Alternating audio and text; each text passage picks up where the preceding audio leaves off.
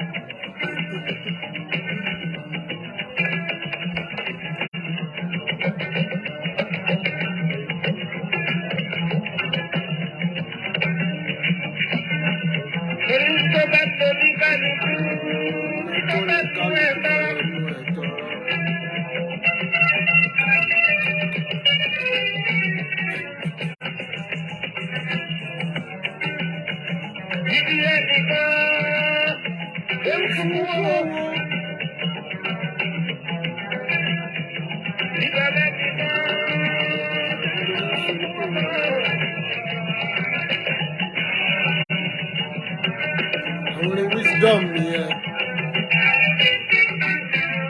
Wisdom. I resonate when we were, very young, almost confused.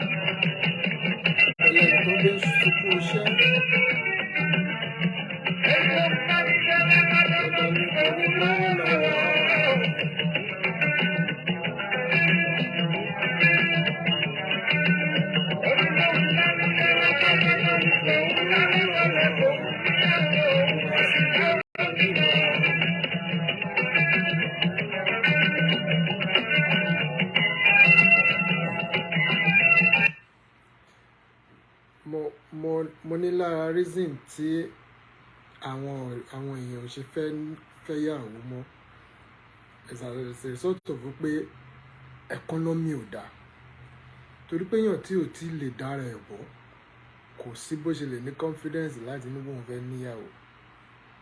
So tá bá address economic problem, a máa ní more married people because báwo la fẹ́ ṣe oníṣẹ́ ọbẹ̀ níyàwó, ìyàwó níyàwó ló máa ní ọmọ ẹ̀gbọ́n àdọmọ ọlọ́mọ kọ́lọ́ máa sọ àdọmọ títí kọ́lọ́ máa sọ ọmọ wa di ọmọ ọlọ́mọ.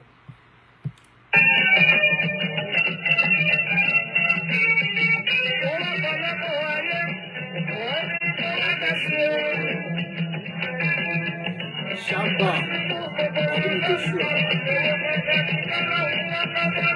Adeiga, longest time.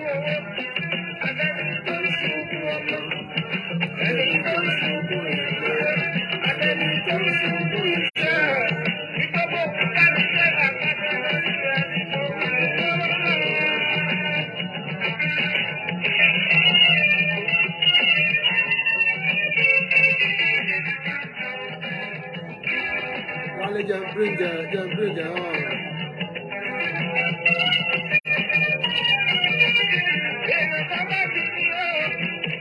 láyé àtijọ́.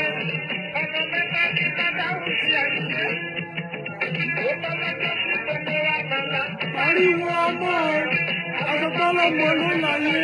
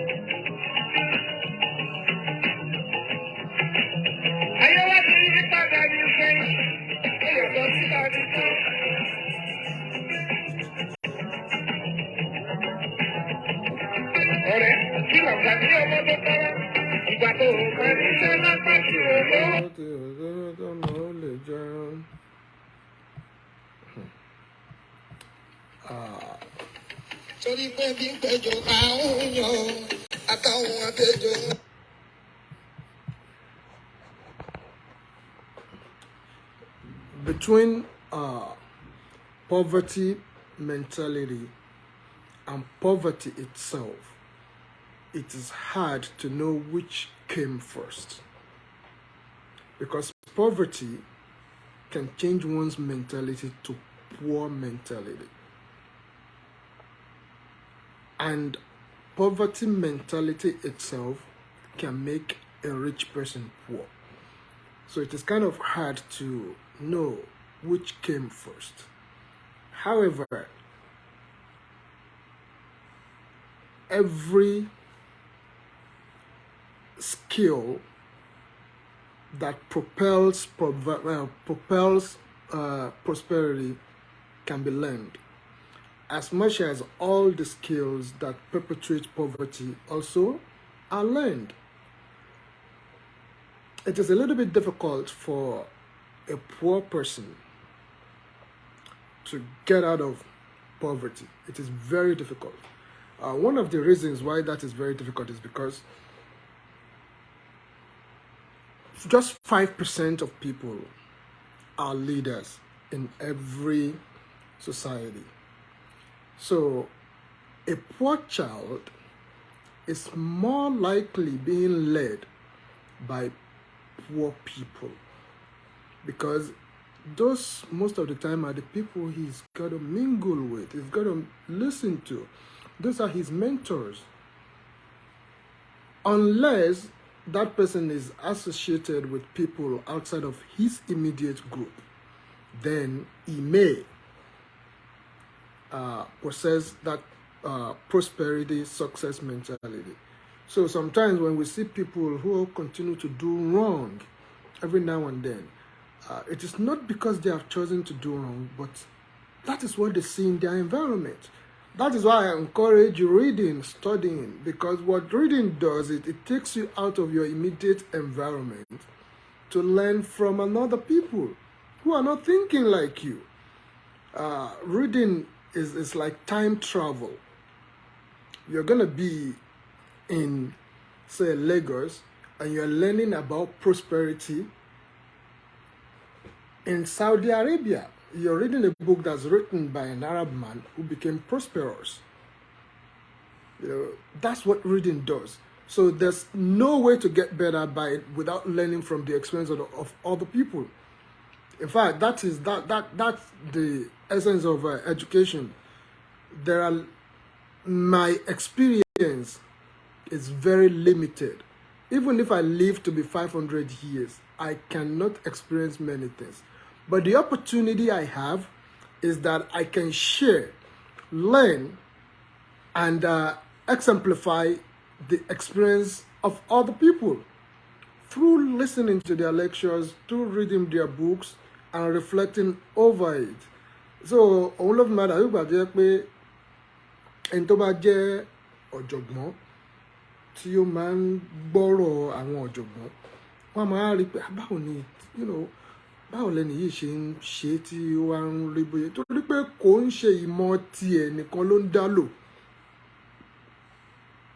ìmọ̀ there was a book nígbà kan tí mo kà writer yẹn wá ń sọ pé wọ́n wá sọ iye ìwé tí writer yẹn kà tó fi kọ ìwé ẹyọ kan yẹn the writer read 300 books to write his orúkọ 300 books so ẹni tó bá ka ìwé tiẹ̀ yẹn ọgbọ́n tí ọ̀jọ̀gbọ́n yẹn lò tó ti kó jọ nínú ìwé 300 tóun ti kà yẹn ìwọ náà rọra mú bẹ́ẹ̀ nìyẹn that is the essence of learning so, ìmọ̀ tá a bá mọ̀ any kind of knowledge we acquire that doesn't make our life easy that's the knowledge to frown upon. Because the essence of learning is to navigate life with minimum amount of friction. You're going to school, you learn communication.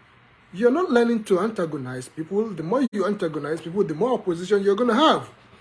So you go to school to learn how to talk to people so that your own ways are going to be easier.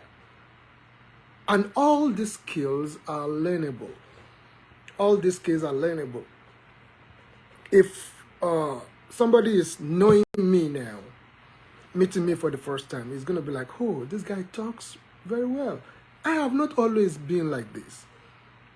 I have been a good observer, observing how people talk and all that, but I wasn't known to be a talker.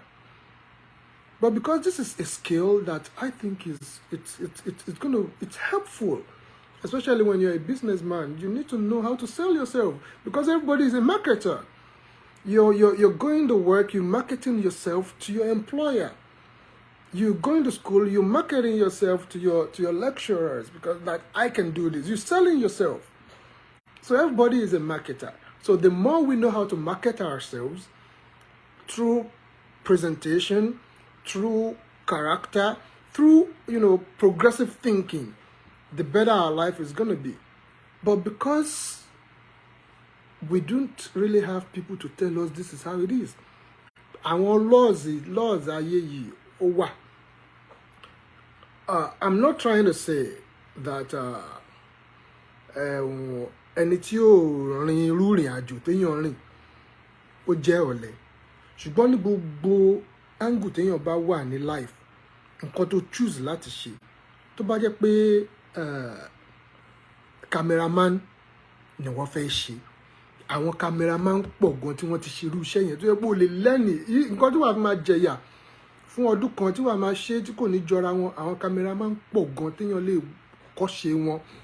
Ibi tó ti ń kọ́ tí wọ́n lọ ni wọ́n náà máa ti máa discover àwọn nǹkan míì tó wà unique sí wọ tí wàá lò tí wàá tún fi ga. So bí bá ṣe rí ní ọmọ èèyàn nìyẹn. Èèyàn tó wá wà hopeless ni ẹni tó believe pé òun ti catch up. A hopeless person is a person that has caught up with himself. What I mean by that is somebody who is where he thinks tó ti dé final destination tiẹ̀. Kò fẹ́ lọ wájú mọ́, ó dẹ̀ believe pé òun ti débi tóun lọ. Ẹni yẹn máa ní miserable life. There's no way. Because we are naturally created to solve problems.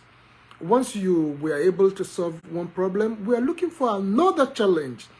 Because that is the kind of human we are. We are like a dog. Ajá. Ẹlẹ́ rájá àbí ológbò náà. Ó lè sùn síbi kan sìn yìí. Because kò sí activity. Tí ajá, especially ajá ọdẹ, tó bá rí ẹranko kan báyìí, ajá tó ti sùn sẹ́gbẹ̀ẹ́ kan tó ti ṣe báyìí, tó bá rí ẹranko sìn, the way tó fi máa le, èèyàn onímọ̀ ìpájà yẹn ló dẹ́ǹgẹ̀ síbi.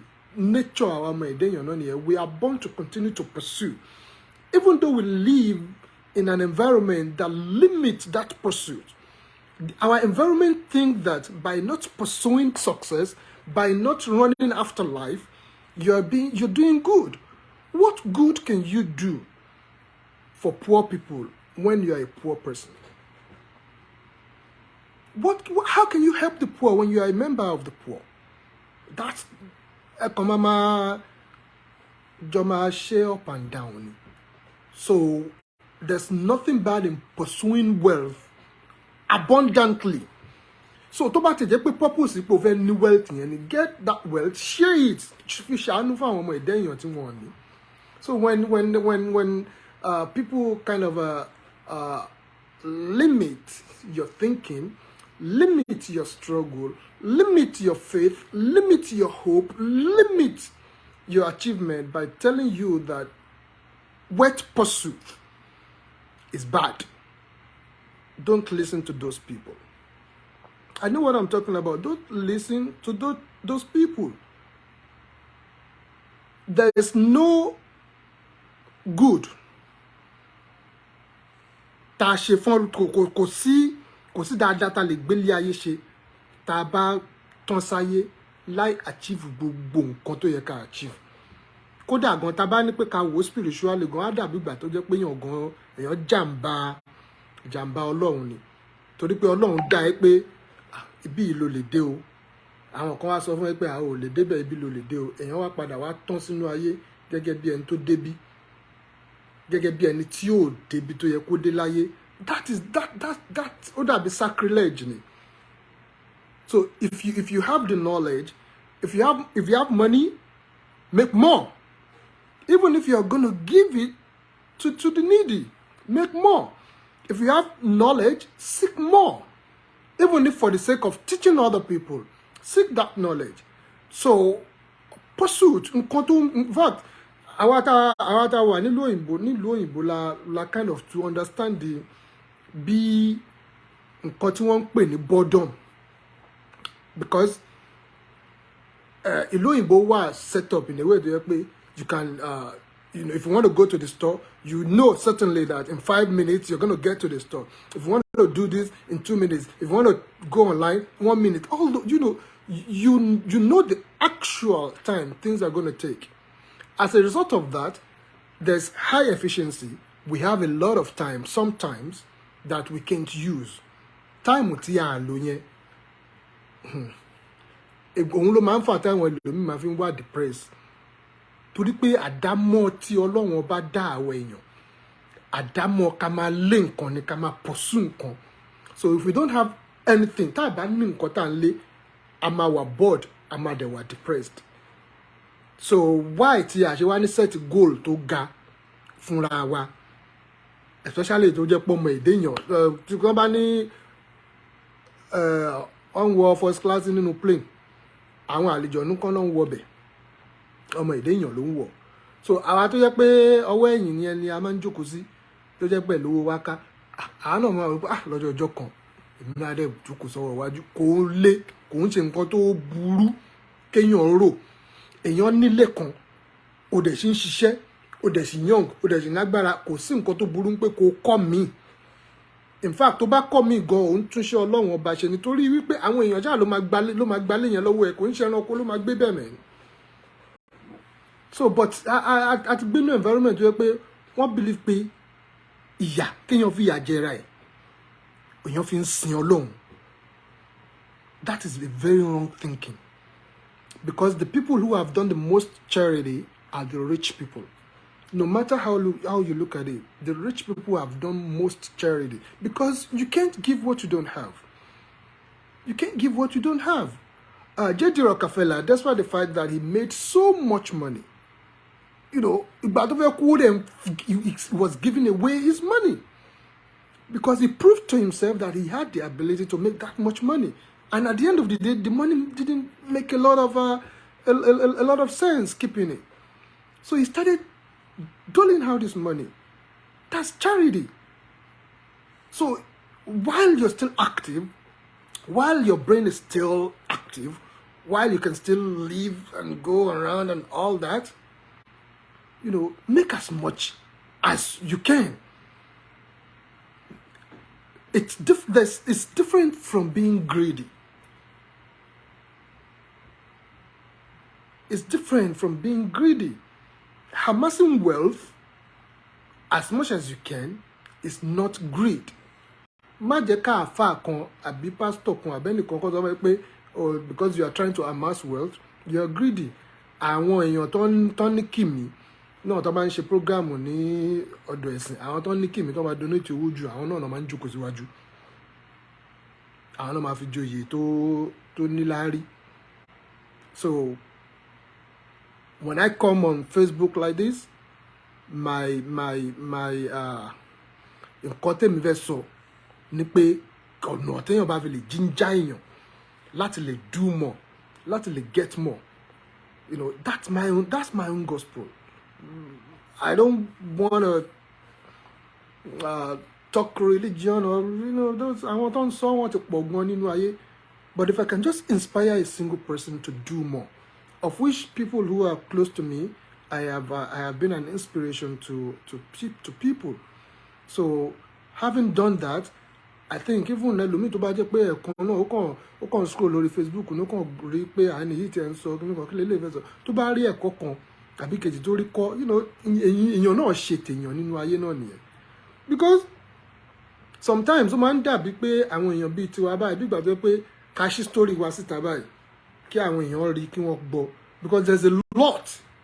As young as I am, you know, there's so much lesson tí àwa náà lè ta lè kọ́ ẹlòmíì tó ń bọ̀ lẹ́yìn, you know, by encouraging, by preaching to them that all those things you're thinking about, they're all possible. Gbogbo àwọn nǹkan tá à ń rò pé ṣé nǹkan báyìí lè ṣe ṣá, ṣé nǹkan báyìí lè ṣe, because there were times that we used to think like that too. There were times we used to think like that. You know, when I was a young guy, my dream was to travel around the world. When I was younger than this, my dream was to travel around the world. You know, I didn't know how to go about doing it. Now I ever travel. I came from a very humble family. You know, there was, you know, I did not see the possibility. I couldn't link me to traveling around the world. But because that was my dream, and I emotionalized my desires, so it went into my subconscious. And guess what? The subconscious works 24 hours. So my subconscious continued to work for me. And at the end of the day, it's a possibility now. It's a possibility. Because, you know, by the virtue of the kind of place I live, the kind of citizenship I have, you know, I can go to many places. So I have seen that dream come through. I dreamt of having a house. I did not have the connection to how I could connect one thing to the other. I didn't see the connection, but it happened because my feelings was emotionalized.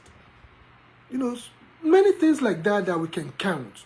So many other things that we can't come on Facebook and announce and things like that. So I just want somebody to hear me and kind of get inspired that gbogbo àwọn nǹkan tí èèyàn máa ń rò yìí, gbogbo nǹkan yìí ó ṣeé ṣe now.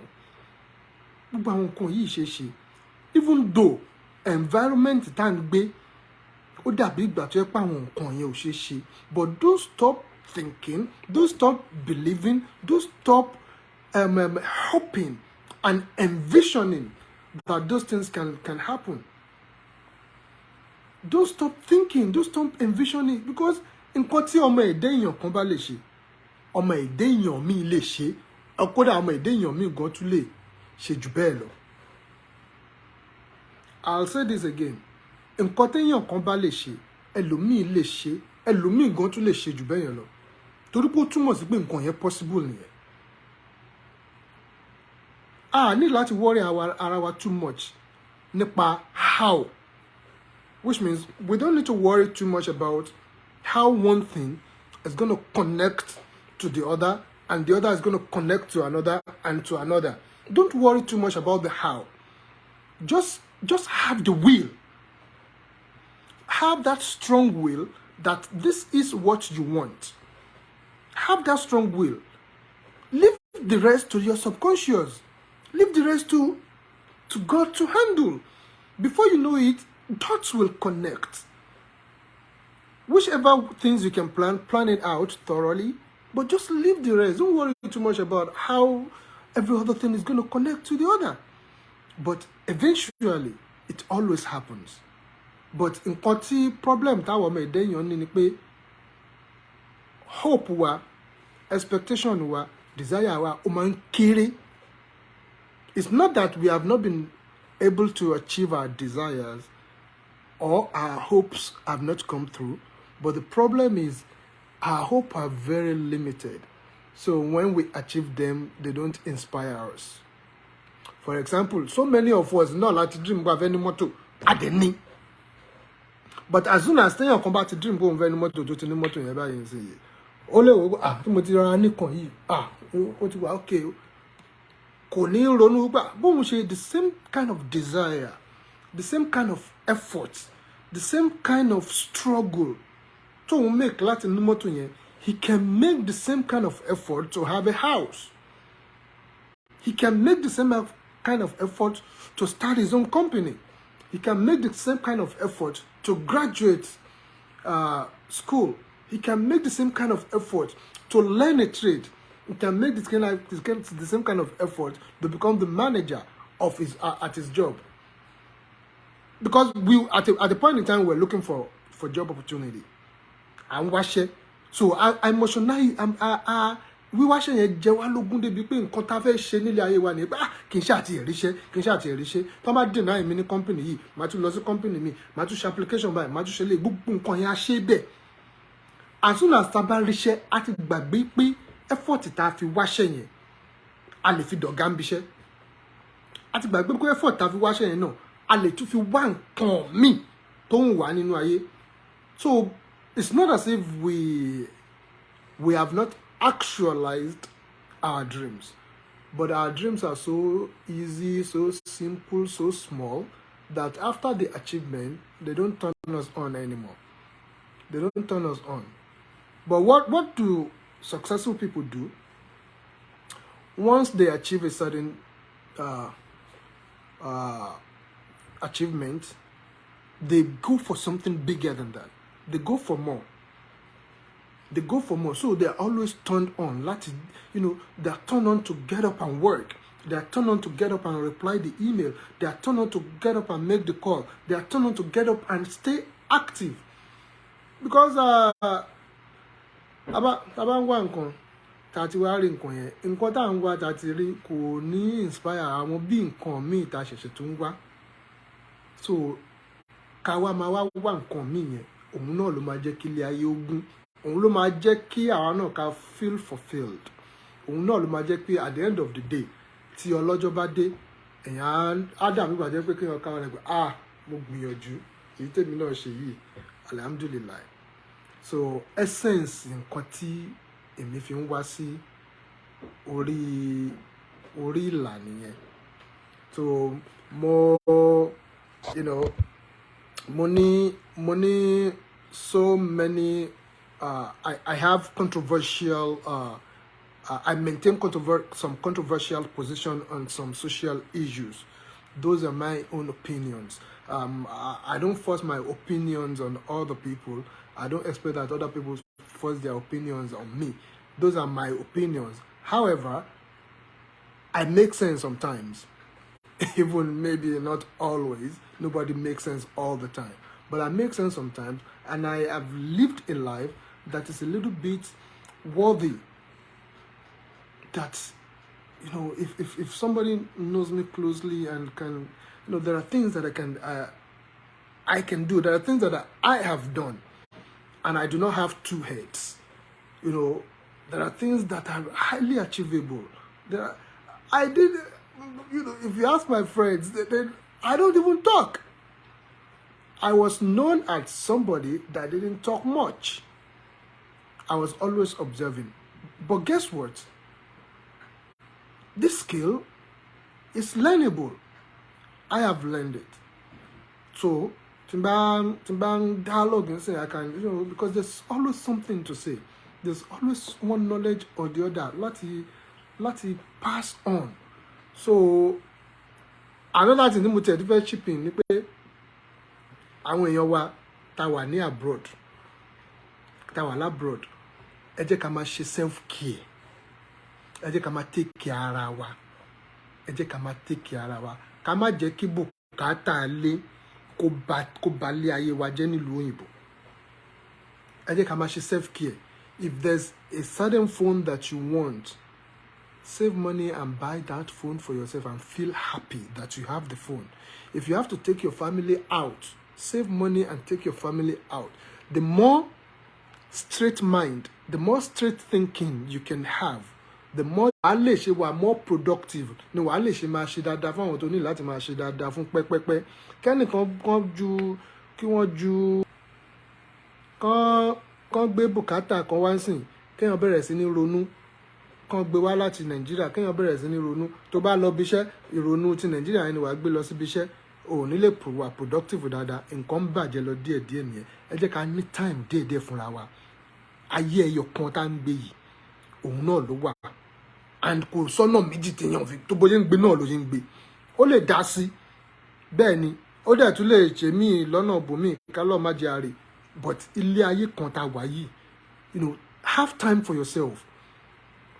A máa ṣiṣẹ́ nílùú òyìnbó, a máa ṣiṣẹ́ bí ìgbà tó yẹ pé inú ilé iṣẹ́ ni wọ́n bí wa sí ni, nítorí bùkátà yìí náà ni. Guess what? Tó bá fún yàn kan ní 30,000 láyé parọ́ fún ẹ, á kọ́kọ́ lòdù data bóyá bí 2,000 àbí 3,000 náà, á kọ́kọ́ wo YouTube, á kọ́kọ́ ṣe fàájì ayé. Fàájì yẹn ìwọ ò lè fi owó atara tiẹ̀ ṣe, because wàá máa calculate owó yẹn ní dọ́là ní náírà ni, gbogbo yẹn kò wà healthy fún wa. So take time, flex, enjoy your life while you're here. Save money, go on a trip. That is, I do that to refresh my mind, because the more self-help, self-care, the more self-care I can have, the more I can care for my loved ones. Because if I don't take care of myself, how am I going to take care of other people who need my care? So that is very important. And I hope I've been able to pass one message or the other. So, Ọlọ́run á wà pẹ̀lú gbogbo wa. And I so much wish I could have one person to join me here while I'm doing this. Let me see if this my good friend is here. To love.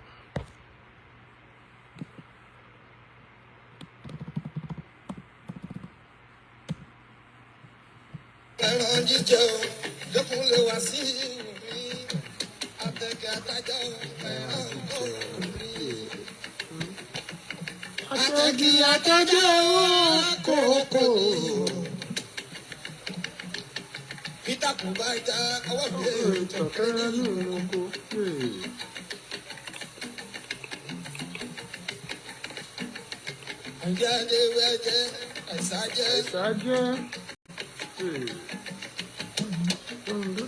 Alaru Peter Kubaita, what is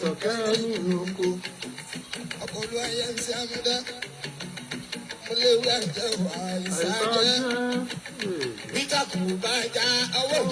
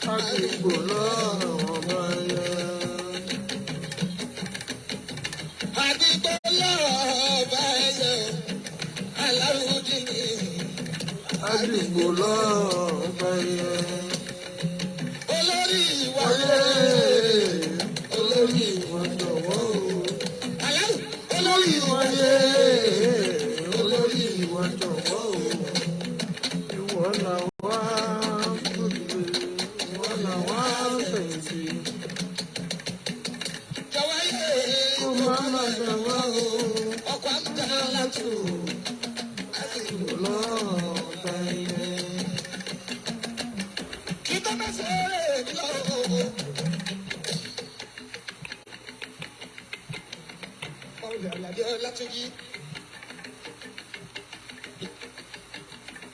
Ọlátúnjí àlàdé adólùkù mọ́nù mẹ́kọ̀ àdíyá.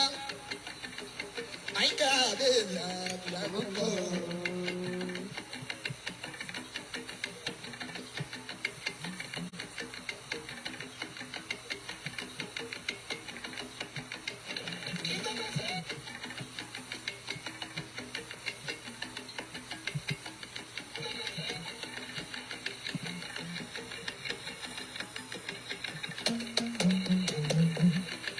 wọ́n ń pè wọ́n ní ìwọ ní àwa náà kọ́ ọlọ́run ọba màmá ní àwa náà kọ́ ọlọ́run ọba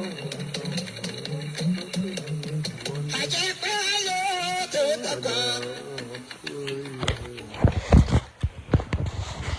Yeah, let me take my leave now. Later now. Àjẹ́ pé ayé o.